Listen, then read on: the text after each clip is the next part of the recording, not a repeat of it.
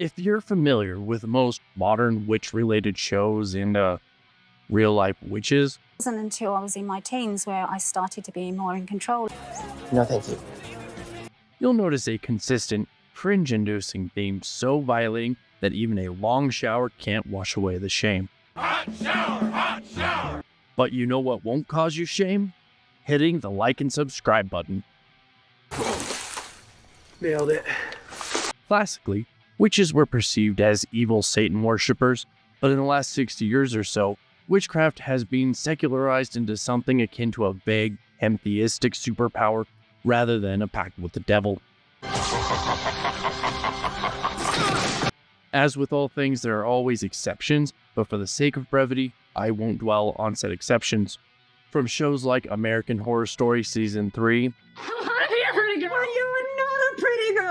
the most recent Hocus Pocus movie, or the main show at hand, Agatha All Along, it has become painfully clear that witchcraft has become a romanticized, infantilized bastardization of its former self, increasingly being marketed not just to women, but to specifically the teenage power fantasy, which is less about power and more about control and manipulation. You're very manipulative and conniving, and I don't like it. Witchcraft, broadly speaking, is designed to give people, particularly women, some sense of control in their otherwise impotent, ineffective lives. In my teens where I started to be more in control. In entertainment, it's mostly depicted as a revelation of self-worth rather than a power acquired through challenges and strife, which isn't so much character growth as it is merely a one-dimensional message around acceptance, be that of the self, social, or societal acceptance.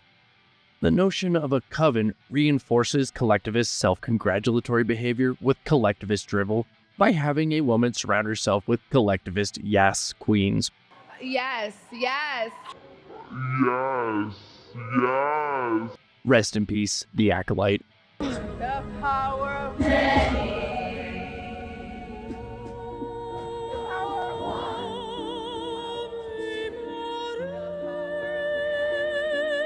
Which brings us to Agatha All Along. Early on, it appears that the show will not simply be a revelation of power, but an acquisition of power through a journey. I may ultimately be wrong on this point, or that Agatha may not actually be the crux of the plot. Honestly, I'm not that interested in finding out. In any case, this show is bad. Not just because it drips in this cringe-inducing contemporary interpretation of witchcraft, it's bad for much, much more. I think it's good, except it sucks. Now, one might argue, radical, this show isn't made for you. To which I say, how dare you assume my gender and my race and my sexual preferences, you bigot. But also, fair point. It's true. So I ask, who exactly is Agatha All Along made for? Is it for repressed, witchy goth teens? Single, middle-aged cat ladies? Flamboyant twinks? Butch lesbians? All of the above? I guess we'll never know. But as the great C.S. Lewis once said, a children's story that can only be enjoyed by children isn't a good children's story in the slightest. While these demographics aren't children in the same context, to some degree the principle remains the same. You're going to find the most success out of products that can bridge the gap between demographics in some way. Anything else is going to be very niche and draw an extremely limited audience, which is a problem for Disney that I'll touch on later. I'll be the first to admit that there's some good stories geared towards audiences beyond my own demographic. Classic children's movies come to mind. Female-focused, often romantic variations on regular genres like comedy, action, or fantasy have managed to find a somewhat broad appeal in certain instances. Gay stories, however, have yet to find any mainstream footing. It appears that they may be too niche for most audiences. It's worth noting that the actors and production cast of Agatha have referred to it as the gayest Marvel product ever, or something to that effect. That is the gayest thing I've ever heard. So make of that what you will. In any case, simply arguing that something isn't made for a specific audience doesn't alleviate the creators of the responsibility of making a quality product. nor does it remove the validity of criticism from those outside of the target demographic. With this in mind, I find it important to illustrate why Agatha All Along is bad, as the "this isn't made for you" argument is patently insulting to the audience for whom the show was allegedly made. Disney believes that this slop will keep you, the audience member, sated like the stupid little piggy that they think you are. So, let's get into specifics. The entire first episode revolves around Agatha being trapped in a spell created by Wanda during their fight in WandaVision and finding her way out. For those who skipped WandaVision, it has the Scarlet Witch, Wanda Maximoff, imprisoning an entire town into her homemaker TV show fantasy, with a fake version of Vision and their kids. Agatha is revealed to be the villain of that show and is defeated by Wanda, who appears to have trapped her in a murder mystery detective show. What stood out to me almost immediately was the atrocious dialogue and subpar acting. I initially considered that this might be the show leaning into the cheesy writing that often accompanies detective dramas. Boy, was I wrong, as it's a chronic disease upon this poor infected show. Kathryn Hahn puts on an exceptionally poor showing despite being a highly decorated actress. Aubrey Plaza, as one might expect, plays Aubrey Plaza, but it's somehow even campier than usual. My guess is that the director said, "Good enough," as the cast phoned in their poorly written dialogue. It feels like none of the cast really gave a shit, and if any did, they weren't good actors in the first place. Along with the dismal dialogue, filled with annoying quips and exposition, Agatha All Along is likely to leave you questioning your sanity, possibly drooling in a stupor on the floor. He's brain dead. The overarching plot for the first few episodes is largely rote and unoriginal. Agatha lost her powers and must assemble a team of underdog lesbians they call a coven to embark on a journey through the witch's happy trail, or forest. Maybe it was a road. It was also very boring. I must have blacked it out. Rather unfortunate that I can't do that with the rest of the show.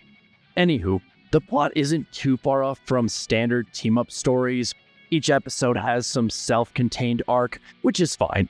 Each episode's subplot is remarkably dull, but so far it has followed some semblance of logic, unlike recent shows like Rings of Power. Now, I don't want to get too not so deep into this predictable, shallow plot, but I do want to touch on some very notable points and characters. In the first episode, Agatha is released from her TV show prison by a tragically, stereotypically gay teenager whose name is unknown at this time. But the secret spoiler is that it likely will be Wanda's imaginary son, Wiccan, from her fake TV show spell in WandaVision. Does it make sense considering WandaVision's plot and messaging? No, it does not. There isn't much to say about his character other than that portraying gay guys as insufferably flamboyant is an entirely negative stereotype, and last I checked, stereotypes are supposed to be harmful. He's a disco dancing, Oscar Wilde reading, Streisand ticket holding friend of Dorothy, know what I'm saying? They have Wiccan ignore a call from his boyfriend, who is titled Boy F in his phone, if you happen to miss his comically gay affect. Kind of like how unimaginative people might name their dog, Dog. Oh, he also spends most of his time fangirling over witches and witchcraft, which is tedious, cliche, and exceptionally annoying. Agatha spends most of her time beating us over the head with ham-fisted dialogue and being an all-around, unlikable person. Bitch. Her team assembling in the second episode was quite enlightening and stupid. Agatha must build a coven with several witches who each have their own subclass, including a diviner, an alchemist, a protector, and an earth mage. Agatha is the current melee class until she can respec at the end of the show. Hopefully the show will solidify some sort of hard magic system, but I don't expect that it will. The team building process is rather underwhelming, filled with cliches and stereotypical unpleasant bitchiness one might expect from a reluctant team of lesbians. Yeah, I said, bitch. So, not exactly a collective of yes queens? Yet. Yes, yes. Ultimately, The stakes and investment for the viewer are quite lacking because a spin-off of a villain from a middling Disney Plus TV show does not make for a recipe for success. I don't like or care about Agatha or a band of misfits. I don't care if she gets her powers back. The villain isn't consequential enough to make Agatha worth my time. Getting near the end here, I want to circle back to the question about who this is made for. The attempts at humor in particular illustrates why this is a problem, possibly the biggest problem this show has. Agatha All Along's humor is not too dissimilar from other Marvel properties in one major exception. Much of it is explicitly crass. Very little of it lands because it's clearly trying too hard to be funny. Early on, Catherine Hahn goes full nude with minimal cover to avoid a mature rating. Her indifference to her public indecency is supposed to be funny. There's a eggle egg joke, an eat my ass line. There's even more mature content and innuendos that are largely out of place within the Marvel brand, while not explicitly humor driven. The overt sexual commentary within the show leans toward a middle-aged female audience while maintaining a TV-14 rating. Granted, considering Disney's track record, it's no surprise they'd consider vagina jokes, sanguinophilia, and thinly censored nudity to be appropriate for teenagers. As a side note, to reach the witch's trail of tears of boredom, the coven must sing a really long song to synchronize their menstrual cycles and open a door to Nirvana or something vaguely gross like that. Down the witch's road. Nope. And it drags. Truly an unfortunate day to have ears and eyes. Okay, maybe it's not that symbolic, or maybe it is. Either way, I hated it with every fiber of my being. I am a turkey. Kill me. Let me highlight my earlier point.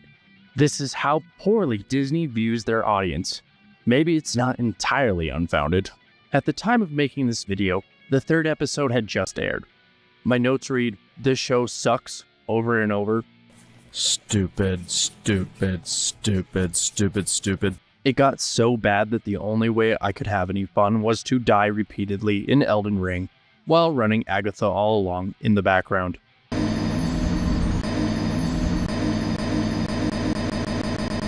There isn't much more to say. The acting sucks, the writing sucks. To summarize the plot, it's an upper middle class LA woman's worst nightmare. Wine that causes a bad Botox reaction, no one knowing how to cook, your mansion flooding, and being held accountable for your actions. Chilling stuff. How sad. One of the women does die, so at least something good happens. Finally, if Disney wants to call this niche entertainment, then that would otherwise be all well and good. Well, maybe not good, but you get my point. The problem is that the Marvel Cinematic Universe, as a brand, was and is not built around mature content.